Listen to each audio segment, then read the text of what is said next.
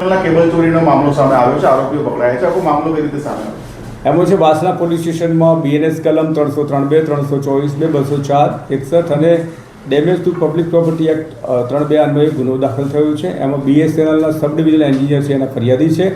હકીકત એવી છે કે BSNLની ઓફિસ છે જે વાસણાની અંદર એના સિક્યુરિટી ગાર્ડ છે મનાત કરીને એમણે જોયું કે એમની ઓફિસની સામેના ભાગે ખોદકામ થઈ રહ્યું હતું અને AMCના કર્મચારી હોય એ ટાઈપના એમણે વેશ ધારણ કરી અને ખોદકામ કરી રહ્યા હતા. એટલે એમણે જઈને પૂછ્યું તમે શું કરી રહ્યા છો? તો એમણે જણાવ્યું કે ભાઈ વાયર નવો નાખવાનો છે એટલે આને કાઢી રહ્યા છે. તો એ મનાતે એવું કહ્યું કે આ તો ચાલુ વાયર છે, તમે ચાલુ વાયર જો તમારે નવા નાખવા હોય પણ આ તમે કાઢી રહ્યા છો તો ચાલુ વાયર છે. એટલે એને શંકા જતાં એણે એમના ઉપરી અધિકારીને ફોનથી જાણ કરી રાત્રે કે સાહેબ આ રીતે કોઈ AMCના કર્મચારી છે અને આપણો BSNLનો વાયર કાઢી રહ્યા છે. એટલે એમણે એમના અધિકારીએ પછી પોલીસને જાણ કરતા અને મનાતે 100 નંબર પર જાણ કરતાં તાત્કાલિક ત્યાં વાસણા પોલીસ પહોંચી ગયેલી અને જગ્યા ઉપરથી 4 માણસો અને JCB અને જે વાયર કાઢેલો હતો એ બધા પોલીસે કબજે કરેલા. જે વાયર છે ટોટલી 7 લાખ રૂપિયાનો વાયર થાય છે અને જે જગ્યા ઉપરથી માણસો પકડ્યા એમાં 3 માણસો જે છે નારોલના છે, મૂળ છે UPના.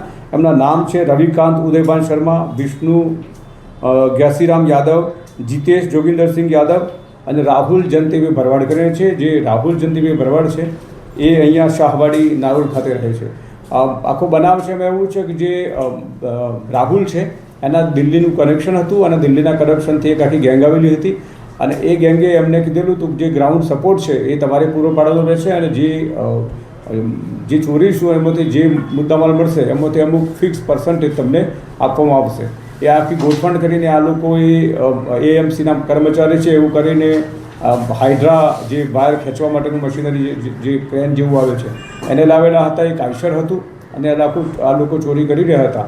એ વખતે સિક્યુરિટી ગાર્ડની સતર્કતાના કારણે એને જાણ કરીને પોલીસ પહોંચી જતા 4 માણસો જગ્યા ઉપરથી પકડાઈ ગયેલા અને બાકીના ભાગી ગયેલા છે. 4 માણસોની ધોરણસર અટક કરવામાં આવેલી હતી અને આજ દિન સુધીના રિમાન્ડ ઉપર હતા અને આજે નામદાર કોર્ટમાં રજૂ કરવામાં આવેલા છે. તપાસ ચાલુ છે એટલે ખરેખર આમાં કોણ કોણ સંડોવાયેલા છે, કેવી રીતે માહિતી મળી, કેવી રીતે આ મશીનરી અને બધું કરે છે, મતલબ આના પહેલાં કોઈ ગુનાઓ કર્યા છે કે કેમ એ દિશામાં તે વાસણા પોલીસ તપાસ કરી રહી છે. અત્યારે ફરાર આરોપી છે એમાં નામ કોઈ જાહેર થયા નથી પણ જે જગ્યા ઉપર અને CCTV ફૂટેજમાં દેખાય છે 15 થી 20 જણા, એ અત્યારે 15 થી 20 માણસોની તપાસ પોલીસ કરી રહી છે. ખાસ કરીને ક્રેન ભાડે લીધી, વસ્તુઓ લાગે, હેલ્મેટ લાગે, કપડાં લાગે, એ બધું કોણ લાવ્યું, કેટલા રૂપિયા ખર્ચો કર્યા હોય?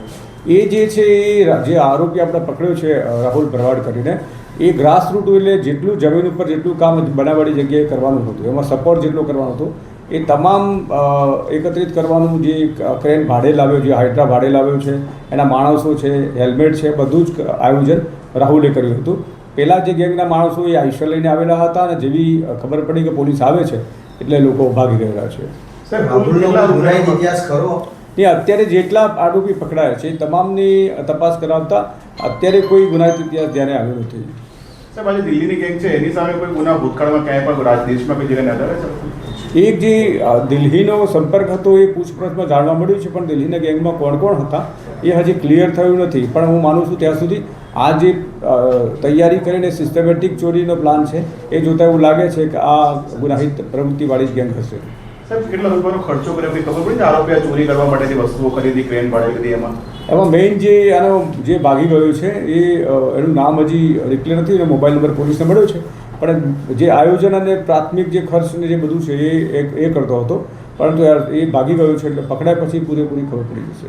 સાહેબ, AMCના કોઈ કર્મચારીની આ કેસમાં કોઈ સંડોવણી કે કોઈ તપાસમાં? ના, AMC કોઈ જગ્યાએ છે જ નહીં. આ તો ખાલી મોટા ભાગે એવું છે કે BSNL જે વાયર, કોપર વાયર છે મેઇન રોડ ઉપરથી પસાર થાય છે એટલે કોઈ પણ ચોરી કરવી હોય તો મેઇન રોડ ઉપર કરવી પડે. મેઇન રોડ ઉપર ચોરી કરવા માટે સામાન્ય રીતે જે AMCના કર્મચારીઓ રોડનું કામકાજ કરતા હોય છે, ગટરનું કામકાજ કરતા હોય છે, રિપેરિંગનું કામકાજ કરતા હોય છે એટલે એ કોઈ પણ વ્યક્તિ પૂછે જ નહીં કારણ કે AMC જેવા દેખાય એટલે એ ઉદ્દેશથી આ બનાવટી બધા કપડાં ધારણ કરી અને આ લોકો આ રીતે ચોરી કરતા હતા.